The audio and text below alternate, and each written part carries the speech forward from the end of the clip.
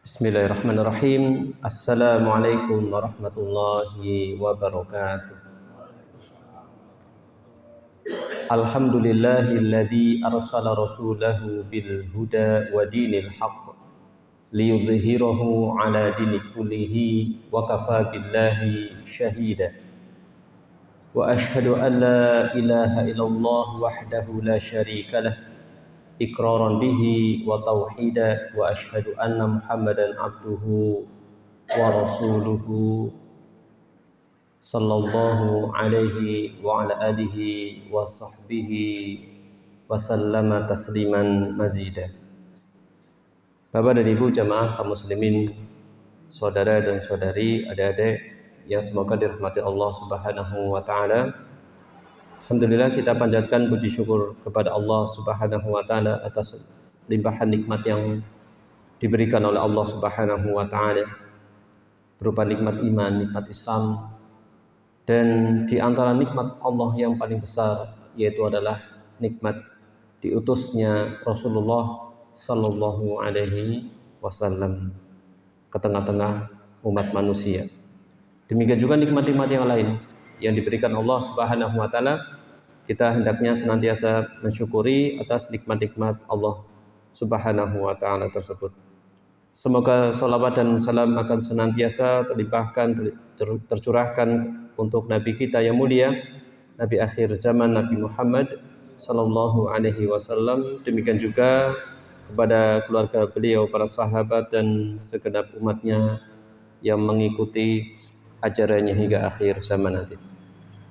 Bapak dan Ibu jamaah kaum muslimin yang semoga dirahmati Allah Subhanahu wa taala, kita akan melanjutkan pembacaan tafsir ringkas surat An-Naba. Kita akan masuk kepada ayat yang ke-6, ya, ayat yang ke-6 insyaallah. Ya, ayat ke-7 ya, ayat ke-7. Ya.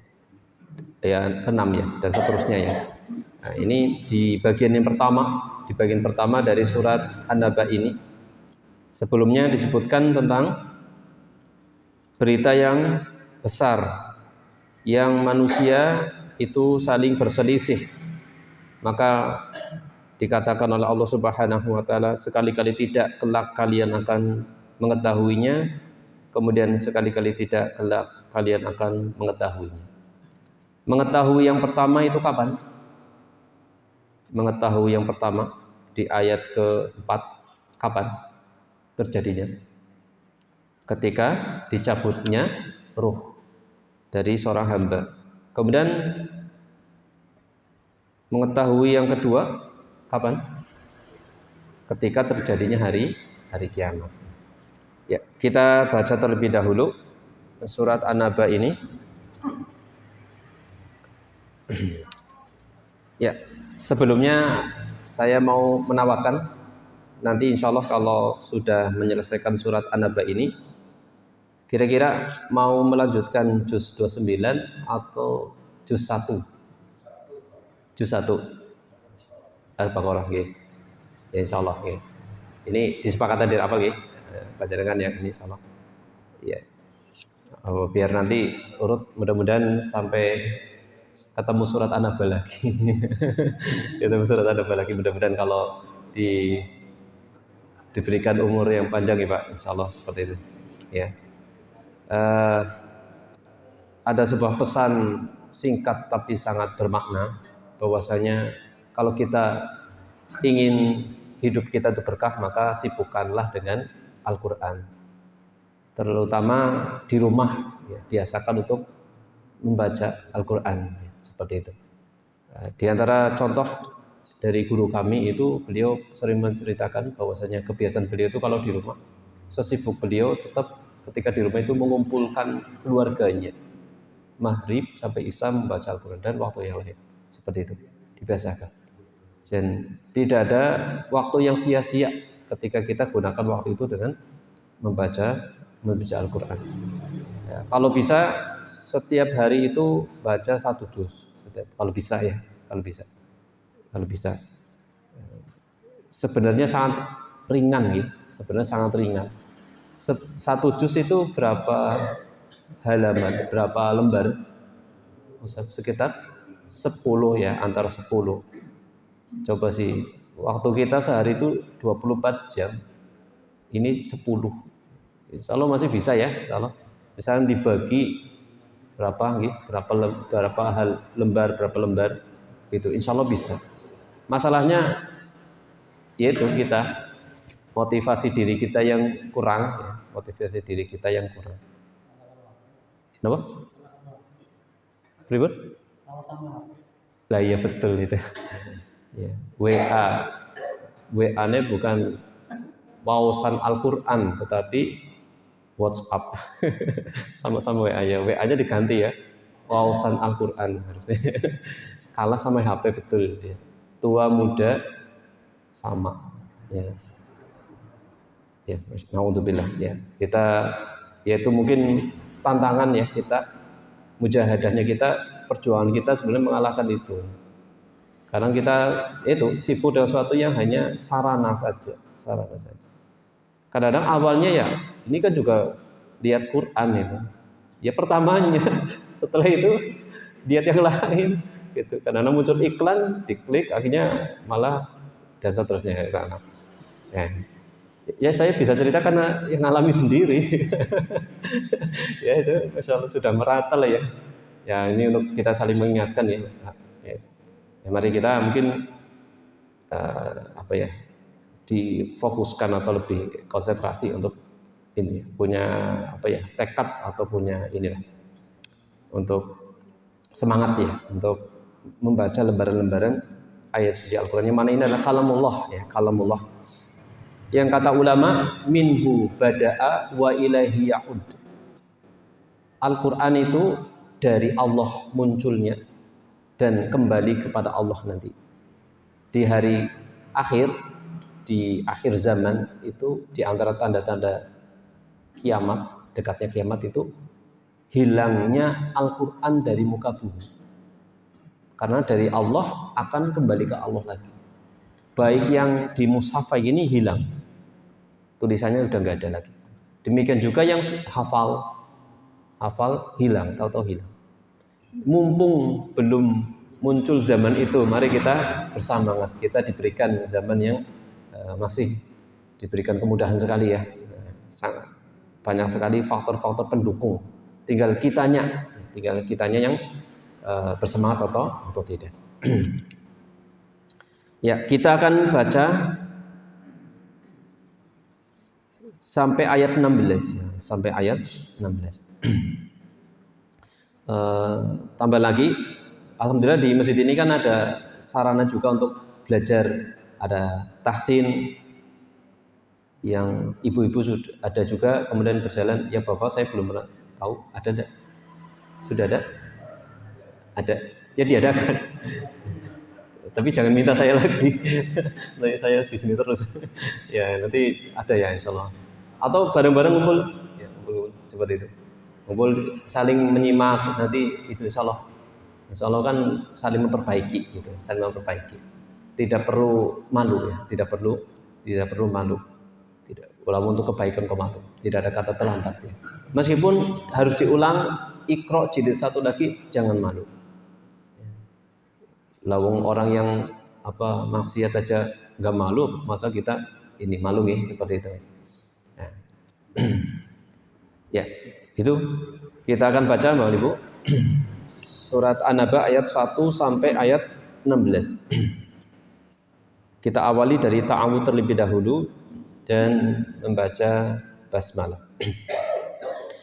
A'udzu billahi minasy syaithanir rajim.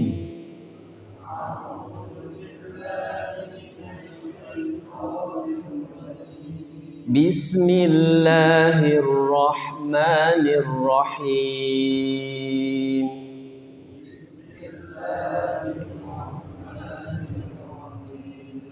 Amma yatasaalun.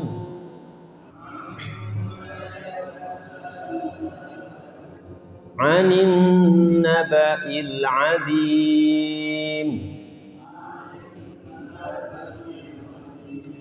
الذي هم فيه مختلفون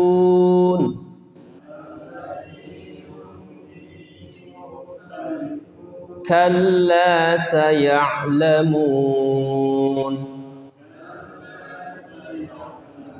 ثم كلا سيعلمون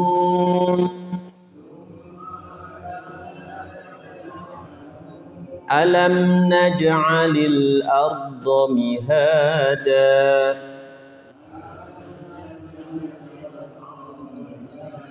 والجبال أوتادا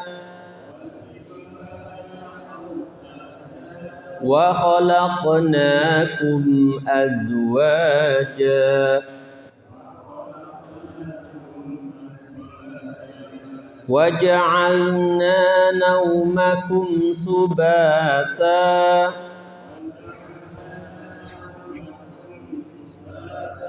وجعلنا الليل لباسا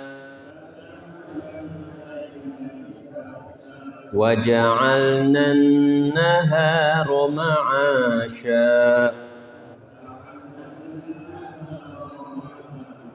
وبنينا فوقكم سبعا شدادا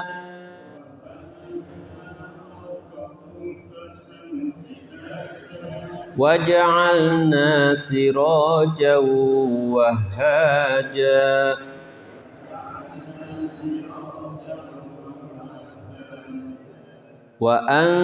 وأنزلنا من المعصرات ماء ثجاجا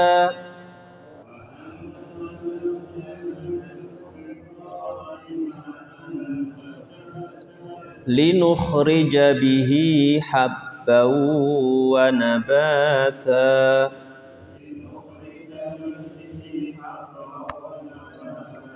وجنات ألفافا. Ya. Berkata penulis kitab tafsir ini, yaitu kitab Al-Aisar, pada firman Allah Subhanahu wa ta'ala, alam naj'alil arda mihada. Bukankah kami telah menjadikan bumi itu sebagai hamparan? Al-ayat, yaitu ayat sampai beberapa ayat ke depan. Fadzakara ta'ala, Allah Subhanahu wa ta'ala menyebutkan min madzahiril qudrati, di antara penampakan-penampakan kuasa Allah Subhanahu wa ta'ala, wal ilmi, dan ilmu Allah Subhanahu wa ta'ala, wa rahmah, demikian juga kasih sayang Allah Subhanahu wa ta'ala ditampakkan di ayat-ayat ini, dari ayat 1 sampai ayat 16. Wal hikmah, demikian juga hikmah dari Allah Subhanahu wa ta'ala, ma yujibul imana bihi, yang itu semua mewajibkan, mengharuskan manusia itu beriman. Mewajibkan, mengharuskan manusia itu beriman kepada Allah Subhanahu wa ta'ala. Wa bitauhidihi, demikian juga mengharuskan manusia itu mentauhidkan Allah Subhanahu wa ta'ala, wa rasulihi, demikian juga beriman kepada rasulnya, wa liqaihi, dan beriman kepada hari akhir. Lau kanal qaumu ya'qilun, seandainya saja suatu kaum itu mengetahuinya atau memikirkannya. Faqala, lalu Allah Subhanahu wa ta'ala berfirman, alam naj'alil arda mihada, bukankah kami telah menjadikan bumi itu sebagai hamparan, ya, sebagai hamparan. Ini pertanyaan, ya, sebuah kalimat tanya, tetapi adalah bermakna menetapkan, ya. Intinya yaitu, ya, bukankah kami menjadikan bumi itu hamparan? Jadi menetapkan, kamilah yang menjadikan bumi hamparan, sebenarnya gitu. Tapi disampaikan dalam bentuk pertanyaan, gitu. Ya. Firoshan, yang dimaksud dengan mihada, hamparan, adalah firoshan. Firash. Seperti itu ya. Dalam penggunaan lain firash itu semacam karpet dihamparkan gitu ya, dihamparkan. Jadi firasha ini juga disebutkan di awal surat Al-Baqarah ya, surat Al-Baqarah. Salah. Kita baca aja, kita lihat surat Al-Baqarah di ayat 21 atau 22. Alladzi ja'ala lakumul arda firasha. Nah, insyaallah juga suatu ketika kita akan sampai ke ayat ini insyaallah. Dialah Allah Subhanahu wa taala yang menjadikan bumi itu firasha, yaitu hamparan. Wa wata'an lil hayati 'alaiha. Selain dihamparkan oleh Allah Subhanahu wa taala juga sebagai pijakan. Bumi itu sebagai pijakan untuk makhluk itu hidup di sana. Makhluk itu hidup di sana. Ya, kalau dalam teori ilmu pengetahuan umum kan bumi itu salah satu di antara planet. Ya. Salah satu di antara planet. Tapi pertanyaan, apakah planet-planet selain bumi bisa seperti ini? Bisa adakah kehidupan sebagaimana kita ini, atau suatu ketika kita pindah, misalnya manusia itu pindah ke planet lain, apakah bisa bertahan selamanya? Dalam artian bukan hanya sesaat saja. Nah, tentunya kata Allah Subhanahu wa taala, ini bumi sudah dijadikan oleh Allah Subhanahu wa taala sebagai hamparan dan pijakan gitu untuk kehidupan makhluk seperti itu ya. Wahal yatimu hadza biduni ilmin wa qudrah ya. Apakah ini bisa sempurna tanpa adanya ilmu dan kuasa dari Allah Subhanahu wa taala? Kan tidak mungkin. Jadi ini pasti dengan ilmu dan kuasa Allah Subhanahu wa taala. Jadi ini bukti, di antara bukti yang pertama, bukti kauniyah akan kuasa Allah Subhanahu wa taala. Dan ini penguat akan adanya hari kiamat kelak. Nantinya dikaitkan itu di akhir insyaallah nanti. Kemudian Allah Subhanahu wa taala juga berfirman di ayat selanjutnya, wal jibala autada. Wal jibala autada, dan gunung-gunung kami jadikan sebagai pasak, sebagai pasak. Tasbutul ardu biha, yang dengan gunung tersebut bumi itu akan tasbutu, akan stabil, itu akan stabil, akan kokoh seperti itu. Ya. Bumi akan kokoh stabil dengan sebab gunung-gunung tersebut.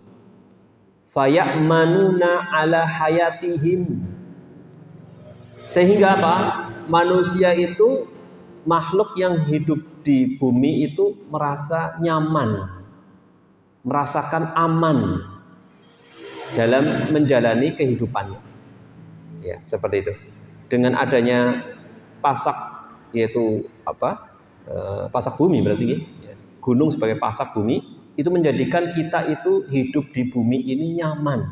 Kenapa?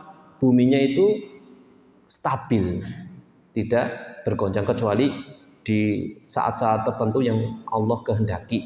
Ya. Entah itu gempa ataupun gunung meletus dan lain sebagainya. Tetapi secara umum dalam kondisi aman. Fil maidani wa suquti kulli bina'in. Ya, seperti itu. Merasa aman dalam kehidupannya di tempat mereka. Jadi tidak was-was. Aduh, kok ini ya seperti itu. Dan aman dari runtuhnya rumah mereka. Ya, kalau nggak stabil kan gampang merusak ya.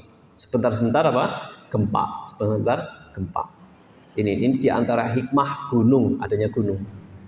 Ya, di antara hikmah adanya gunung. Masya Allah. Ya, ini bisa dikaji dari sisi mungkin sains, ya, ilmu pengetahuan umum. Pasti akan membuktikan ini ya. Ini disebutkan oleh Allah Subhanahu wa taala demikian.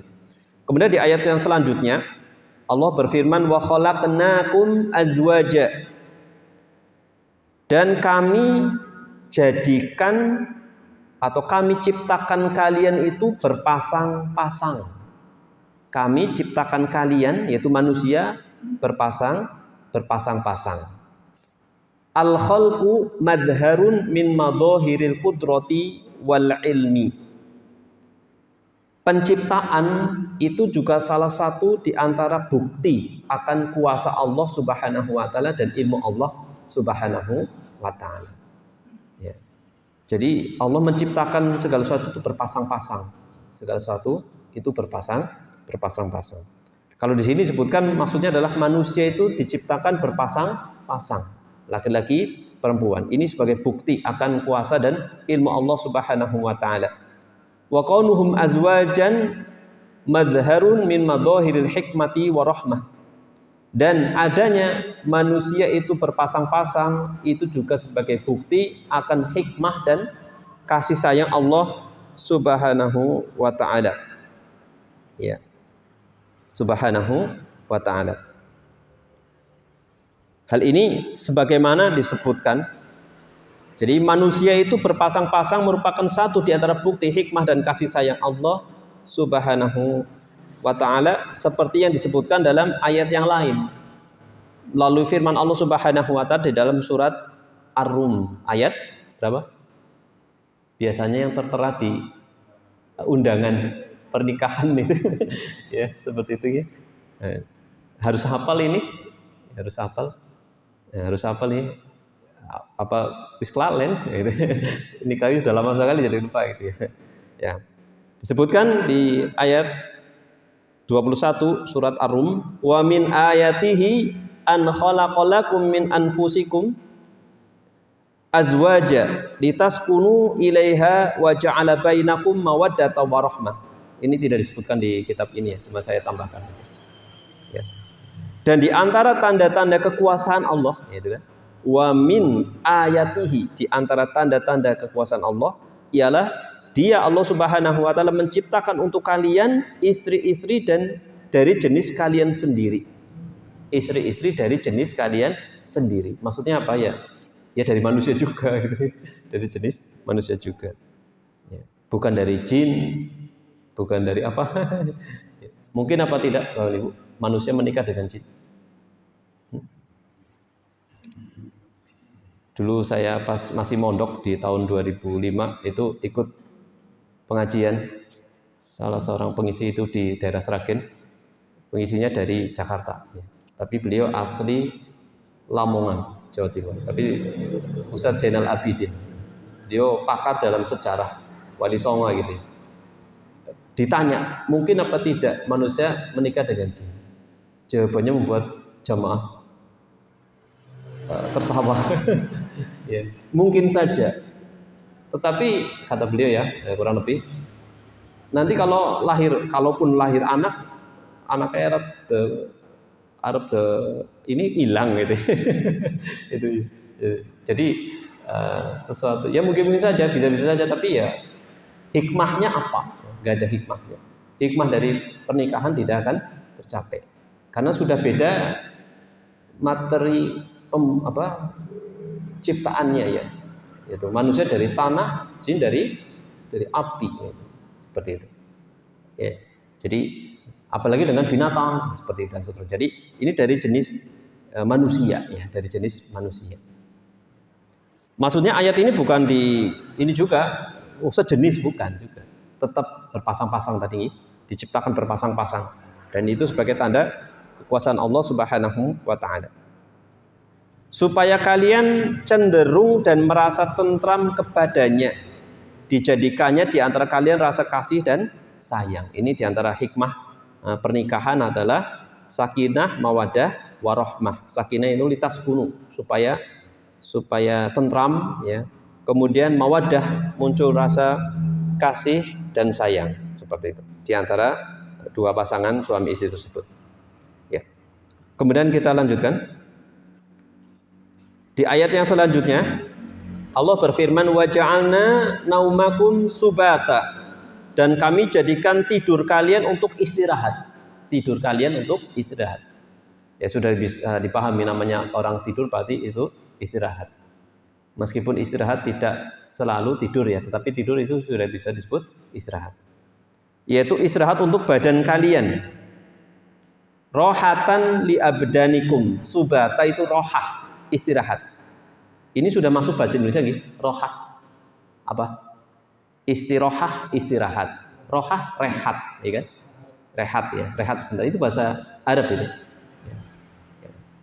Kemudian selanjutnya waja'alna laila libasa, dan kami jadikan malam sebagai pakaian, libas sebagai pakaian, yaitu sa'iron bi dzulamihi, yang menutupi kegelapan, yang menutupi dengan kegelapannya.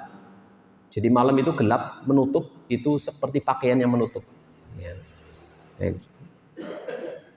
Kemudian waja'alna nahara ma'asya, dan kami jadikan siang untuk mencari penghidupan. Malam dijadikan apa? Sebagai penutup ya. Dibahasa sebagai pakaian ya, untuk menutupi, dan tidurnya itu sebagai istirahat. Kemudian siang harinya untuk mencari penghidupan ma'asyah. Lil aishi kasaban lahu, untuk mencari penghidupan, usaha supaya dia mendapatkan nafkah atau penghidupan. Wa tamattu'an bihi, atau juga bisa untuk bersenang-senang, menikmati kehidupan itu. Ya. Bisa untuk bermain ataupun yang lain, ya seperti itu dan seterusnya. Dari sini Bapak Ibu, secara hukum asal kalau malam itu untuk apa? Istirahat, ya. Kalau siang untuk bekerja. Meskipun ada sebagian manusia yang malamnya untuk bekerja, tapi ini kan tidak semua, gitu, tidak semua. Ya, tidak semua. Nah, sebenarnya itu saya pernah dapat keterangan dari ya ahli kesehatan juga, itu sebenarnya kurang sehat itu. Tapi kalau memang terpaksanya demi ini ya, itu pengecualian ya. Yang penting nanti mungkin diganti istirahatnya seperti itu. Ya, semoga Allah Subhanahu Wa Taala bagi orang-orang yang seperti itu ya, insyaallah diberikan kemudahan ya, ataupun kasih sayang dari Allah Subhanahu Wa Taala. Ya membalik, ibaratnya membalik ya, yang harusnya siang ternyata ini harus jaga malam. Ada juga yang siangnya ini malamnya ngojek misalnya. Saya pernah ngojek, saya tanya sambil di motor itu, sambil bonceng dia ngojek itu, cerita kalau siang di sawah, malamnya ngojek. Masya Allah ya. Itu kapan istirahatnya? Gitu. Tapi itu mungkin demi apa anaknya bisa sekolah dan seterusnya. Ya. Kembali ke sini ya. Jadi siang hari untuk mencari penghidupan. Kemudian di ayat yang selanjutnya, wa banaina fawqakum sab'an shidada, dan kami bangun di atas kalian 7 buah langit yang kokoh. 7 buah langit yang kokoh. Dan kami bangun di atas kalian 7 buah langit yang kokoh. Sab'a itu adalah 7. Shidada yang sangat kokoh, yaitu langit. Wa hiyas samawatu sab'u asyadidah al-qawiyah.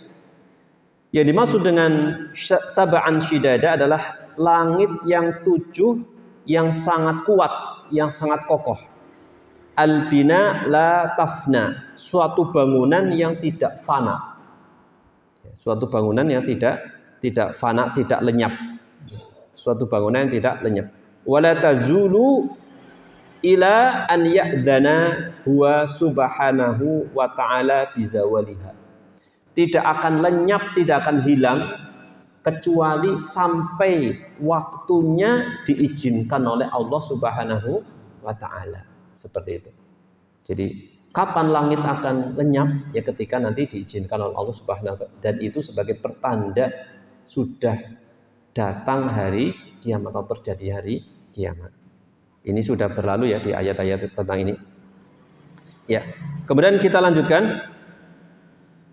Allah Subhanahu wa taala berfirman di ayat ke-13, wa ja'alna sirajan wahaja, dan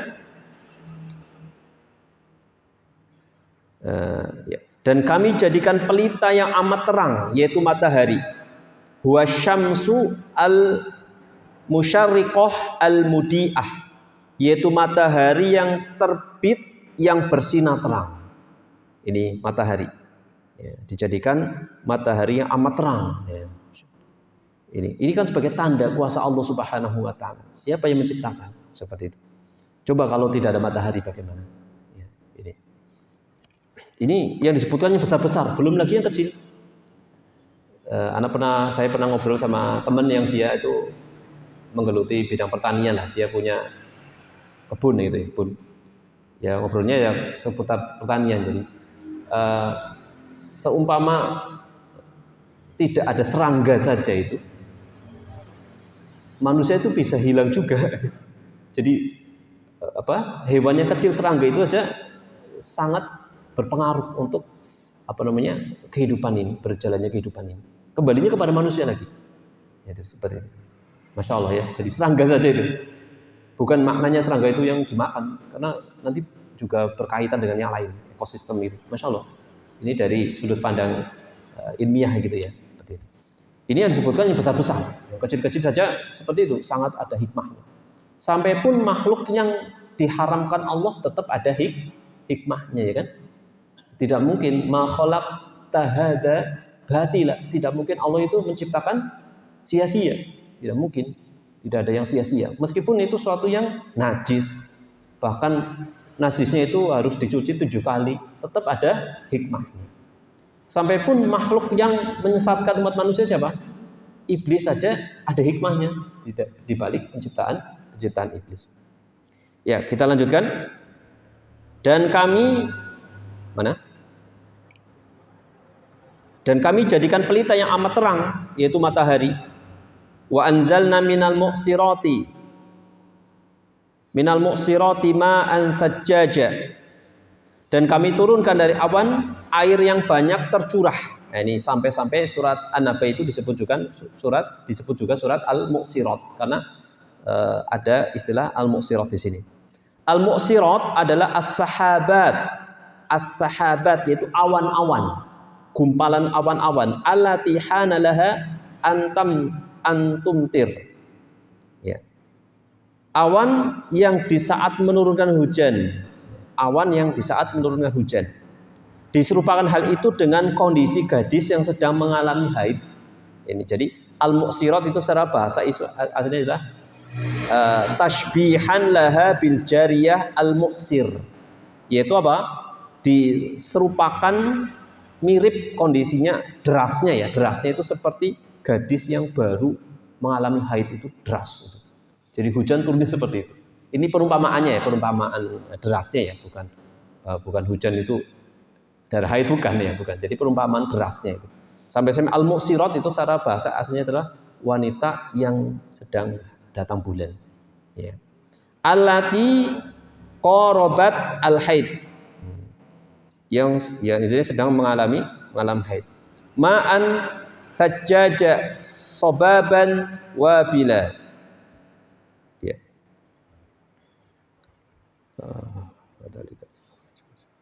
Masya Allah. Oh, saya menerjemahkannya terlewat ini. Saya terlewat malah. Yaitu yang tercurah dengan begitu derasnya. Ya. Sobaban wabila. Kemudian di ayat 15 hingga ayat ke-16 Allah Subhanahu wa taala berfirman, wa dzalika, yang demikian itu linukhrija bihi habba wa nabata. Yang demikian itu maksudnya yang tadi ya, diturunkannya hujan, adanya matahari dan seterusnya. Itu apa? Linukhrija bihi habba wa nabata. Supaya kami tumbuhkan dengan air itu biji-bijian dan tumbuh-tumbuhan. Ya. Di surat Al-Baqarah tadi juga seperti itu. Diturunkan hujan, kemudian tumbuhlah hiduplah bumi yang sebelumnya adalah mati atau gersang. Ya. Al-hubbu kalbur wa dzurrah li ta'amikum. Ya. Tadi apa?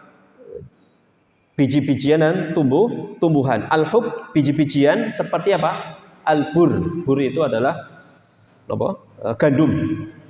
Biji gandum, demikian juga jagung. Li ta'amikum, untuk makanan kalian. Ini contoh saja nih, contoh. Kalau di Indonesia ya ada padi gitu. Ada padi. Wa nabat, tumbuh-tumbuhan kal-kala wal ushb lihayawanatikum. Seperti rumput-rumput, demikian juga dahan-dahan untuk hewan-hewan kalian. Nanti hewannya juga dimanfaatkan untuk manusia lagi. Semuanya itu ke manusia itu. Semuanya kembali ke manusia. Ya. Wa jannatin ay basatin. Jannat kalau diterjemahkan surga juga jannat ya. Itu maksudnya apa? Kebun-kebun ya. Itu basatin, bustan, ya, kebun-kebun. Multafah. Ya, kadang disebut ya, bustanul atfal gitu ya, kadang itu. Ya, karena taman kebun anak-anak gitu ya. Seperti itu. Dan seterusnya. Ada kitab juga Bustanul Arifin dan seterusnya. Kitab ulama seperti itu. Multafah al-ashjar hinaan bisimar al-mukhtalaf al-alwan, yaitu yang sangat lebat pohonnya.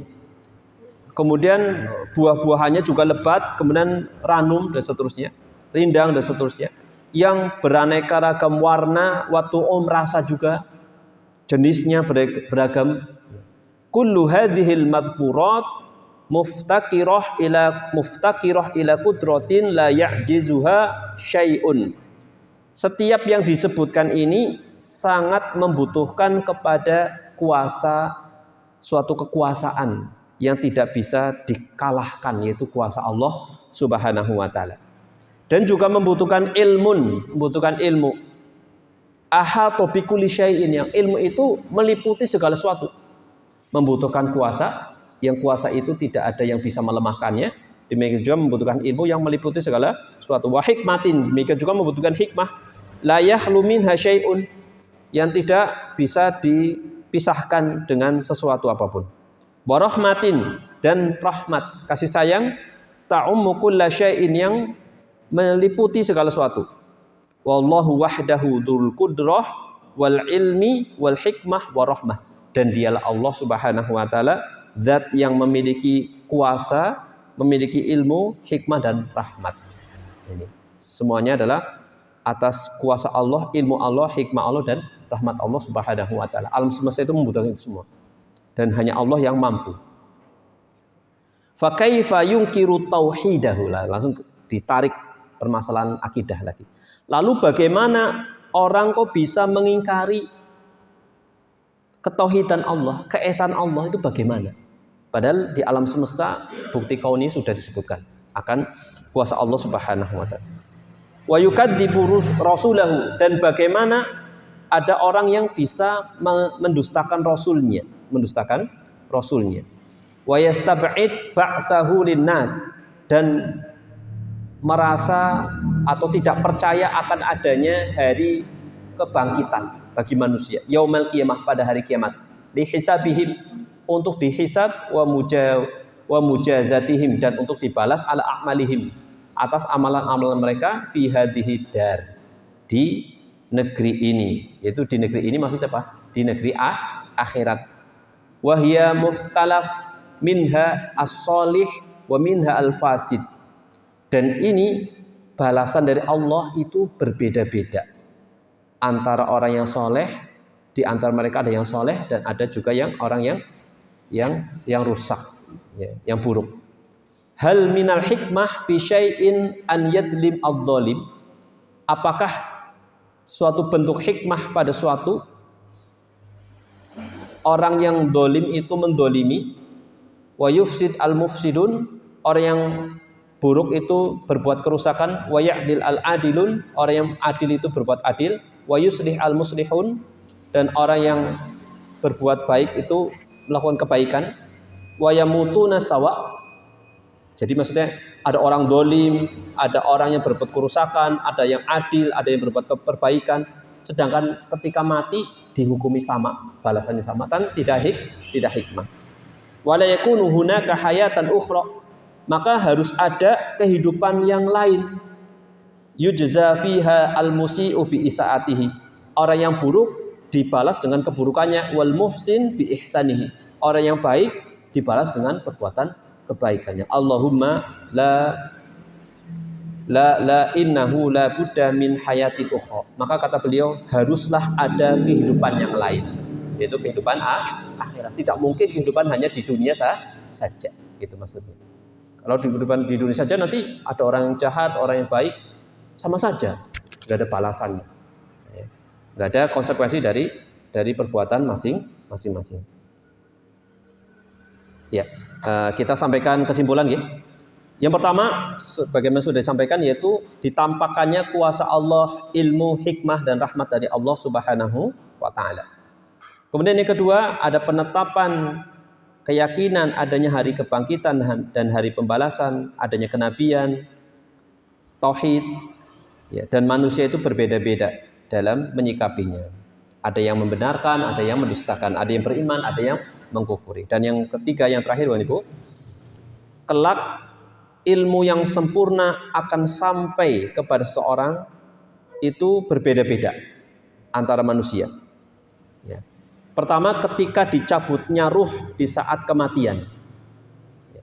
Tetapi kondisi seperti itu sudah tidak bermanfaat lagi pengetahuannya. Oh, baru sadar saya ternyata benar. Sudah nggak manfaat lagi. Demikian juga ketika terjadinya hari kiamat. Maka selesailah perselisihan yang dulu selama di dunia itu diperselisihkan. Sudah jelas semuanya. Cuma sudah terlambat seperti itu. Ini maksud, mudah-mudahan ini adalah maksud dari kalamullah ya, ayat-ayat yang kita baca. Makanya pentingnya tafsir itu mendekatkan sebenarnya maksudnya apa. Seperti itu. Wallahu ta'ala a'lam bishawab. Mungkin itu ya Bapak Ibu yang bisa kami sampaikan. Insyaallah pada kesempatan yang akan datang kita akan lanjutkan bagian kedua dari surat An-Naba ini tentang hari kiamat dan tentang neraka, dan bagian ketiga tentang surga seperti itu. Demikian, terima kasih atas perhatian dan mohon maaf atas segala keterbatasan.